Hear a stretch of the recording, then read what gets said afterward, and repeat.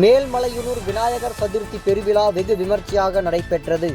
மேல்மலையனூர் பெருமாள் கோவில் தெருவில் 10ஆம் ஆண்டு விநாயகர் சதுர்த்தி பெருவிழா பிரதிஷ்டையை செய்யப்பட்டு விநாயகர் சிலையை ஊர்வலமாக சென்று நீர்நிலைகளின் கரைக்கும் நிகழ்ச்சி நடைபெற்றது. அதனைத் தொடர்ந்து அங்கு கலந்து கொண்டுள்ள பக்தர்களுக்கு அன்னதானம் வழங்கப்பட்டது. தினமடை செய்திகளுக்காக செஞ்சி செய்தியாளர் அகரம் ராமதாஸ்.